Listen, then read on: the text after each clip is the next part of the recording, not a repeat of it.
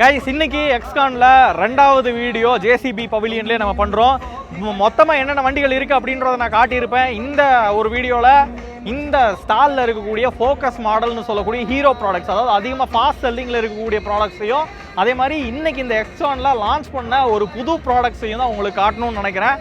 வாங்க வீடியோக்குள்ள போகலாம். ஜேசிபியில் ஒரு புது ப்ராடக்ட் வந்து இப்போ லான்ச் ஆகிருக்கு. அக்ரி யூசேஜுக்காக ஒரு ப்ராடக்ட் அக்ரி மேக்ஸ் அப்படின்ற ஒரு பேரில் இந்த இடத்துல ஒரு 49 HP மிஷின் இருக்குது. இதுக்கு முன்னாடி வந்து 3DX அப்படின்னு சொல்லிட்டு ஒரு பேக்கோ லோடர் இருந்துச்சு பார்த்தீங்களா, அங்கே இருக்குல்ல, சேம் அதே மிஷினில் உங்களுக்கு பின்னாடி இருக்கக்கூடிய பேக்கோவையும் அதே மாதிரி அதில் இருக்கக்கூடிய கேபினையும் வந்து ரிமூவ் பண்ணிவிட்டு அதை ஒரு ப்ராடக்டாக இந்த இடத்துல வந்து லான்ச் பண்ணியிருக்காங்க.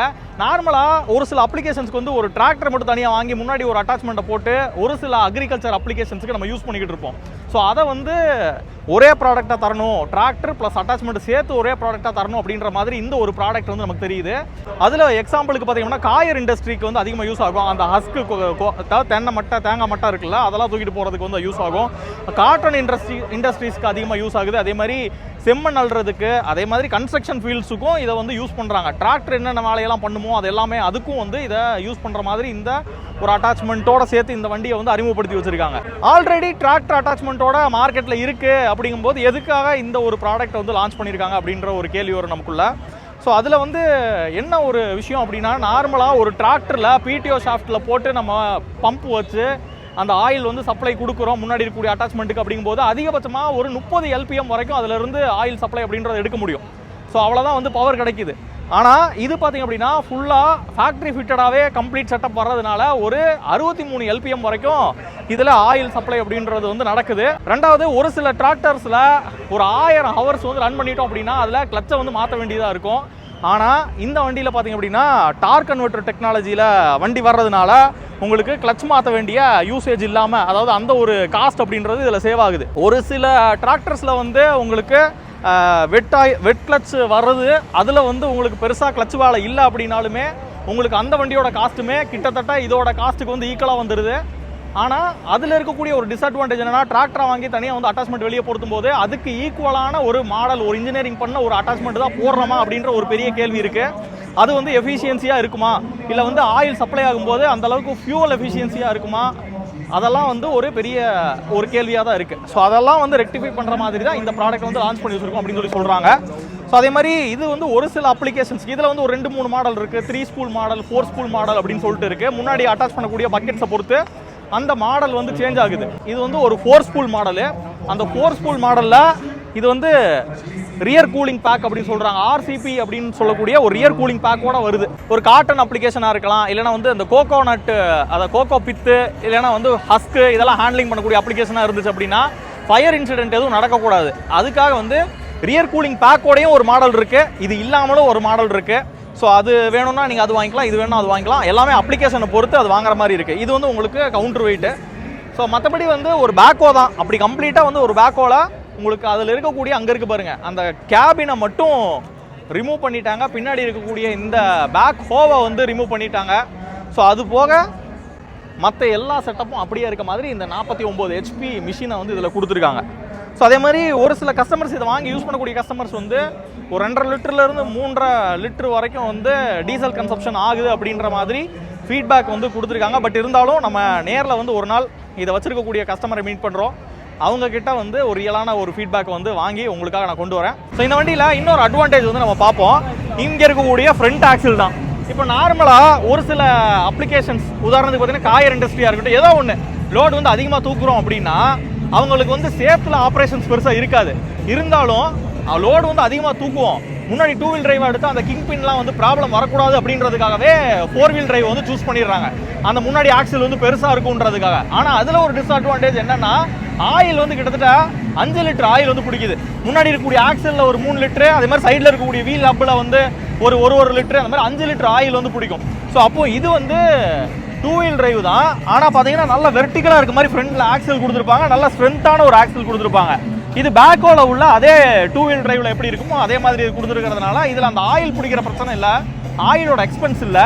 அதே மாதிரி லோடு நல்லா தாங்குற மாதிரி இந்த ஒரு வடிவமைப்பை பண்ணி வச்சுருக்காங்க இந்த வண்டியில். ஸோ இதில் வந்து இன்னொரு பெரிய அட்வான்டேஜ் இருக்குது. என்னென்னா, ஒரு டிராக்டர் வித் அட்டாச்மெண்ட் நம்ம போகிறோம்னு வச்சுக்கோங்களேன், அந்த டிராக்டருக்கு ஒரு வாரண்ட்டி அப்படின்னு சொல்லி ஒன்று இருக்கும். எப்போ வந்து நம்ம ஒரு அட்டாச்மெண்ட் வந்து அதில் ஃபிட் பண்ணுறோமோ அப்போ வந்து ஏதாச்சும் ஒரு ப்ராப்ளம் வந்தாலும் அந்த வாரண்ட்டி வந்து கிளைம் பண்ணுறதுல இஷ்யூ வரலாம். ஆனால் இந்த மாதிரி பக்கெட்டு அதாவது கம்ப்ளீட்டாக ஒரு அட்டாச்மெண்ட்டோடு சேர்த்து இந்த மிஷினை நம்ம வாங்கும்போது அந்த வாரண்டின்றது கம்ப்ளீட்டாக என்டையர் ப்ராடக்ட்டுக்கு கவர் ஆகுது. அது வந்து ஒரு பெரிய இம்ப்ரெசிவான விஷயமா இந்த வண்டியில் நான் பார்க்குறேன். ஸோ அதுக்கப்புறம் இதில் பொருத்தக்கூடிய அட்டாச்மெண்ட்னு பார்த்தா நிறைய அட்டாச்மெண்ட் இருக்குது, நிறைய அப்ளிகேஷன்ஸ்க்கு யூஸ் பண்ண முடியும். இதில் இருக்கிற அட்டாச்மெண்ட் பார்த்தீங்கன்னா சுகர் கேன் கிரேபர்.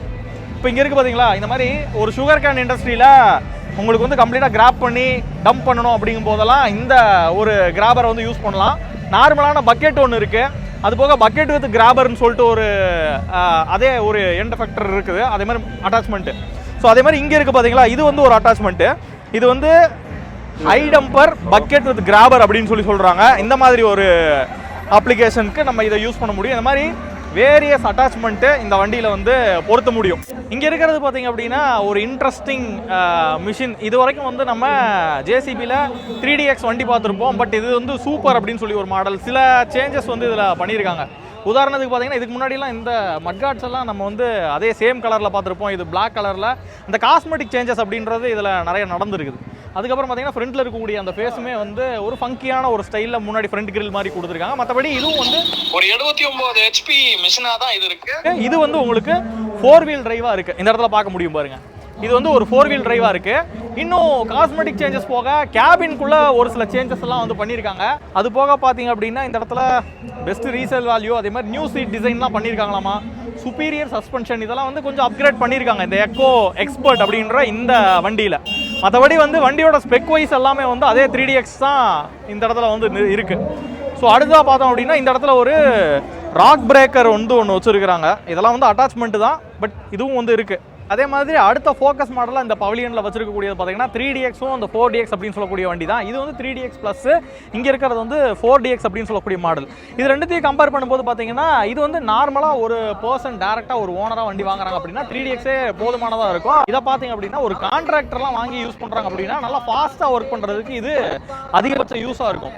அதாவது இதோட இன்ஜின் கெப்பாசிட்டி அதிகம், அதனால வந்து அதிகமாக ஸ்பீடாக வந்து ஒர்க் பண்ணுறதுக்கு இந்த மிஷினரி வந்து ஒரு பெரிய அட்வான்டேஜாக இருக்கும். அதே மாதிரி ஃப்ரண்ட்டோட லுக்கு பார்த்தீங்கன்னா கொஞ்சம் லாங்கா இருக்க மாதிரி இருக்கும் பாத்தீங்களா. இந்த இடத்துல வந்து ஒரு கவுண்டர் வெயிட் வந்து கொடுத்துருக்காங்க. பின்னாடி வந்து லோடு வந்து அதிகமாக ஆப்ரேட் பண்றீங்க அப்படிங்கும்போது இந்த கவுண்டர் வெயிட் அப்படின்றது வண்டியை ஸ்டேபிளா வச்சுக்கும்.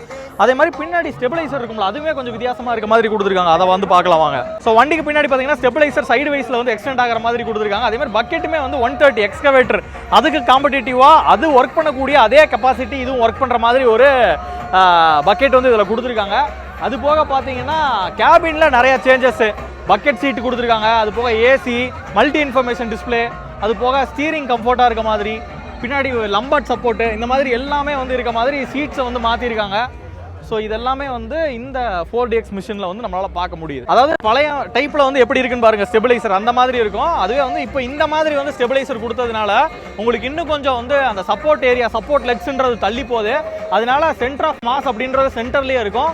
டோட்டலாக வந்து இந்த மிஷினோட அதாவது ஆப்ரேட்டிங் டைப் வந்து, அதாவது ஆப்ரேட் பண்ணக்கூடிய அந்த கெப்பாசிட்டி எல்லாமே சென்டர் ஆஃப் மாஸ் சென்டரில் இருக்கிறதுனால ரொம்ப கம்ஃபர்ட்டாக ஆப்ரேட் அப்படின்றது பண்ண முடியும் இந்த வண்டியில். ஸோ ஜேசிபியோட அடுத்த ஃபோக்கஸ் ப்ராடக்ட் அப்படின்றது இந்த டெலிஹேண்ட்லரு. இது வந்து இப்போ புதுசாக லான்ச் பண்ணியிருக்காங்க. 18 மீட்டர் ஹைட்டுக்கு வந்து ஆப்ரேட் ஆகக்கூடிய ஒரு பூம் இந்த இடத்துல இருக்கிறத பார்க்க முடியும். அதில் வந்து மேன் பக்கெட் வந்து அட்டாச் பண்ணியிருக்காங்க. மொத்தத்தில் இதுக்கு முன்னாடி பார்த்தீங்க அப்படின்னா இதே டெலிஹேண்ட்லரில் 7 மீட்டர் ஹைட்டுக்கு வந்து ஆப்ரேட் பண்ணுற மாதிரி இருக்குது, 11 மீட்டர் ஹைட்டுக்கு ஆப்ரேட் பண்ணுற மாதிரி இருக்குது. இப்போ தான் முதல் தடவையாக இந்த 18 மீட்டர் ஹைட்டுக்கு ஆப்ரேட் பண்ணக்கூடிய டெலிஹேண்ட்லர் வந்து அறிமுகப்படுத்தி வச்சிருக்காங்க. அந்த 7 மீட்டர் பார்த்தீங்க அப்படின்னா 3 டன் இல்லை 4 டன் கெப்பாசிட்டி ஹேண்டில் பண்ணுற மாதிரி இருக்கும். அந்த 11 மீட்டர் ஹைட்டுக்கு வந்து போகிறது பார்த்தீங்க அப்படின்னா 3 டன் கெப்பாசிட்டி ஹேண்டில் பண்ணுற மாதிரி இருக்கும். இந்த 18 மீட்டர் ஹைட்டுக்கு போகிறது பார்த்தீங்க அப்படின்னா 4 டன் கெப்பாசிட்டி ஹேண்டில் பண்ணுற மாதிரி இதை வந்து கொடுத்துருக்காங்க. மற்றபடி 4 வீல் டிரைவ் வருது, அதே மாதிரி ஏசி கேபின் வந்து வருது. ஸோ அந்த மாதிரி ஆப்ஷன்ஸோட இருக்கு.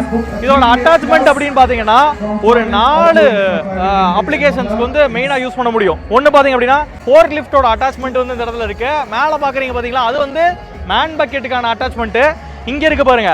ஸோ இது வந்து பேலை வந்து பேல்னா அந்த கம்ப்ரஸ்டு வேஸ்ட்டு இல்லைனா பிளாஸ்டிக்ஸு அதுக்கான ஒரு பேல் அட்டாச்மெண்ட் அப்படின்றது இது.